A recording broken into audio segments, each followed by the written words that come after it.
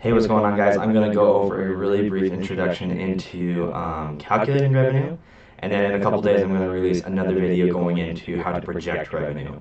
I thought it would be really good to maybe go over some of the very basic concepts of it, revenue and how to calculate it. I know that Task's going to go over that a lot during class today, but I wanted to have some supplemental material that you can refer to outside of the class. So in calculating revenue, it's pretty simple. If you're in the master's program or you're in the high-level finance or the entrepreneur program, you should have a good idea of how this goes about. But just to make sure everyone's on the same page, let's get into this a little bit. So what is revenue? The amount of money that is brought into the business from the sales of products and services over a product of time. Basically, it's what it is, right? The revenue is the money coming in. The cash flow model has money coming in and out. What the revenue portion is the money coming in. How to calculate revenue? So usually there's going to be two very broad ways to bring in revenue. There are models, or there are ways to calculate revenue outside of this. For example, nonprofits will calculate revenue in a very different way. So if you are selling a product, as we can see on the top, the calculation for this is going to be the number of units sold times the average price. I wish I wouldn't have put average price, but it's usually the price that's being sold. You want to make it a fine science when you're in the revenue building process.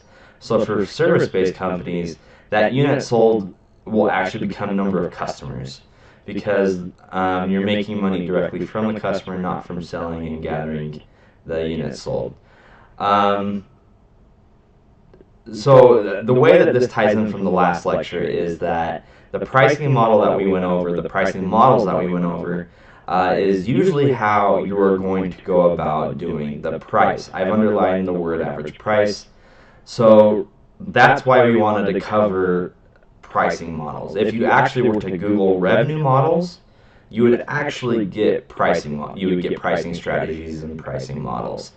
So that's why it's so important to really cover that base first, and to how companies generate revenue via their pricing structure before we get into how to calculate revenue. So going from that point, let's talk a little bit about gross revenue and net revenue.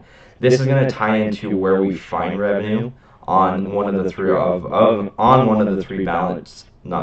financial statements. So the revenue is going to be found primarily in your net income statement.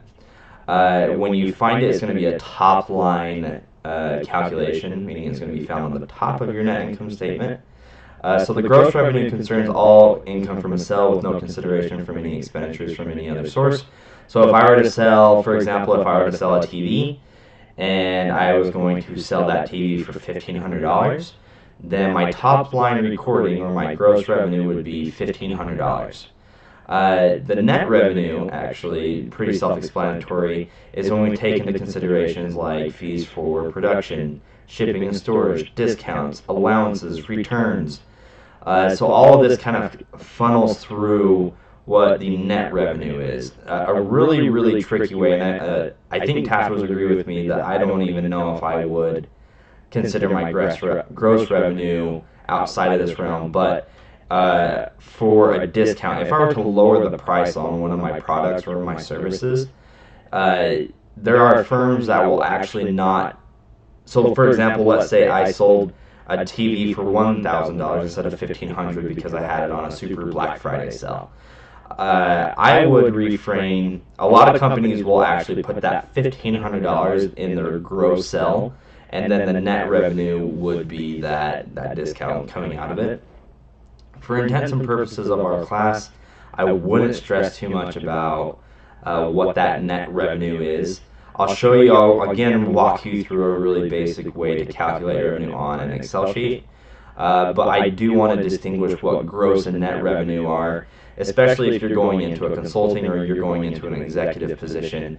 There will be a lot of accountants, and you'll see a lot of 10Ks that are going to try to manipulate the revenue model to demonstrate either a bigger or smaller amount of revenue being demonstrated for a variety of purposes. Usually it's gap, cohesive, it's gap. What's the word I'm looking for? In other words, it's all legal. And companies aren't manipulating the revenue in an illegal way. They're doing it legally, and they're trying to manipulate how profitable their firms are, or they're trying to manipulate how much they are going to be tax responsible for, or how their ratios are coming across. So where does revenue go? I said it earlier. It's going into the income statement. So as I also kind of explained, since it's on the top of the net income statement or the income statement, revenue is considered a top line recording. But however, we also need to be super aware of the bottom line, which then starts to calculate the expenses and whatnot.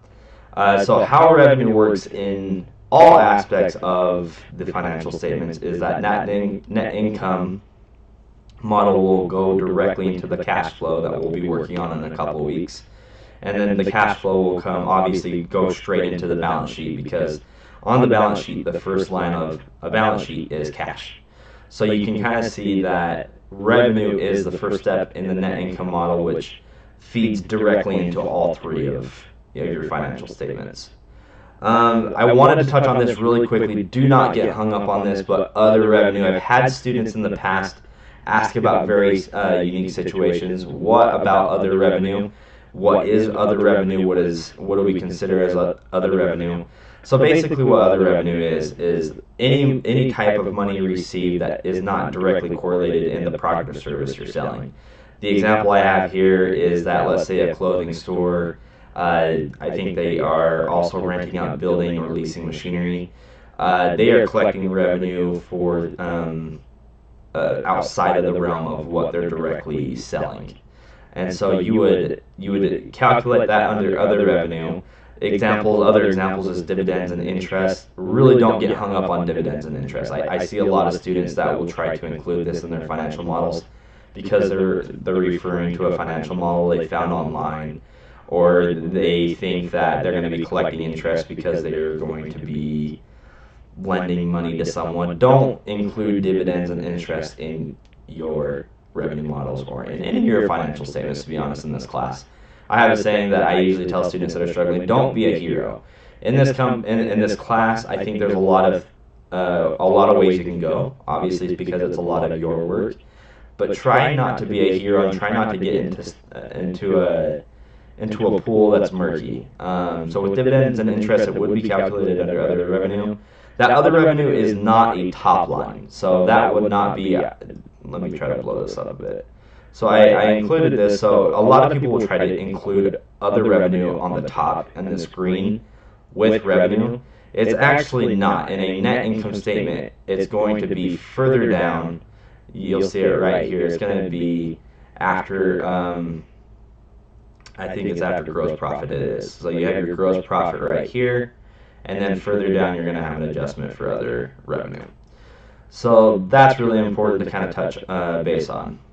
Again, if that doesn't make sense, don't worry about it. So really, that's all I have for the slides. I only had 6. So let's go into a spreadsheet.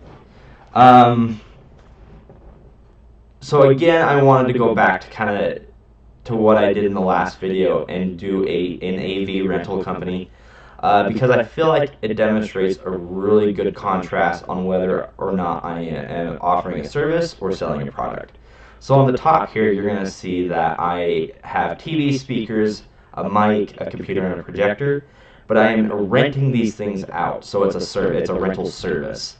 So for TVs, I would be charging $50, speakers $30, mic $20, computer $50, projector $150. Now let's say I'm not doing a rental service, but I am actually an electronic store, and I have those same products, but now I'm selling them outright. So TVs would be $1,500, speakers $500, the mic would be $200, the computer would be $800, and the projector would be $2,000. So as far as pricing models go, pretty cut and dry. I'm not utilizing anything that is out of the ordinary that you wouldn't experience in your common electronics store, or if you were to do AV rentals. If we work further down, you will see how this further differentiates itself, because when I'm dealing with a service, my metric is number of customers. So I'm going to be projecting, and we'll get into this more in the next video, but we're going to be projecting the number of customers that we will gain. If I were to do this retrospectively, let's say I was reporting this, then we would actually be inputting the actual number of customers right here.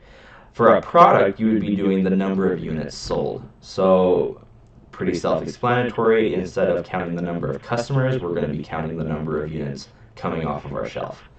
So really quickly, the way to do this is, let's say that, and I'm going to do this in a way just to demonstrate how this would look, but let's say that my growth rate, and do not do this, what I'm about to do for projecting, do not do this, but let's say my growth rate was at 20%, right? So I have 20%, change that to that. So my growth is going to be 20%. So from month to month, this is absolutely not how we want to project our growth, but if we were to go to the number of customers, I would say, well, if I was renting a TV, I bet for the month of January, I would be able to rent out 4. For speakers, speakers are a little bit more common to rent out. Not a lot of people have speakers on hand for different like wedding events or corporate events, or let's say it's quinceañera. So let's say I anticipate a few more. Let's say I say 8. The mic, let's go hand in hand with that for the most part. Let's say of the 8 clients that rent speakers, let's say 6 of them need mics. A computer, let's say that's pretty rare. It's just going to be a laptop to operate. Let's say we only are able to rent out 2 of those, and then a projector, let's also say 2. So that is us projecting the number of clients that we would be selling to. Now, that's not what we want on our projection revenue. So what we're actually going to be doing, I'm going to insert some more cells here. I'm going to place this right here. So what a revenue model does, and if we remember the equation, it's simply going to be the number of clients times the price. So there we go. I should be able just to drag it down. Absolutely. So that's how you calculate revenue. I'm not going to draw this out and show you, but basically you kind of can see this. I would take this, I would take this, and I would times it by 1. Right, so that is how you would kind of show that growth. In the next video, I'll show you a better way to calculate revenue projections and revenue growth, because it's very, very important when we're building startup models to know how to get to a very accurate projection. When we do our group projects, that's the number one thing that I see, and TAF sees as well, with broken models and broken spreadsheets, is that how the revenue growth is happening generally is not feasible, and it's not realistic. So to further my point, let's say that I'm selling TVs. Let's say that I'm a store, a brick and mortar store. I anticipate to sell 9 TVs. Let's say 2 speakers, 1 mic, 2 computers, and 1 projector. Right? So you can kind of see how this works. Instead of thinking about clients, I'm thinking about units coming off my shelf. When we think about how we're going to be generating those sales, that is also a big difference in how we're going to be going about doing that. And especially when we're talking about offering a service as opposed to offering a product. Things like seasonal ups and downs, things like holidays will be very different on how we project whether or not we're going to get a certain amount of clients as opposed to selling a certain amount of product off our shelf. But again, to do this, identical to the way you would do number of clients, but all we would do to calculate our revenue is take the number of units sold times the price. So there we go. What we want to do is, a common question I also see is, do we break it down into year, quarter, or month? In this class, it's going to be broken down into month. A lot of companies might do this differently. They might report a quarter, they might report even an entire year, but in our class, and in this case, we want to report it per month. That's the very, very basics of how to calculate revenue, the concepts behind revenue, where the revenue is on the financial statements, which will become a very big part of the overall model that we're going to be building. If you have any questions, please do not hesitate to reach out. All my contact information is on Canvas. We will see you guys on Thursday.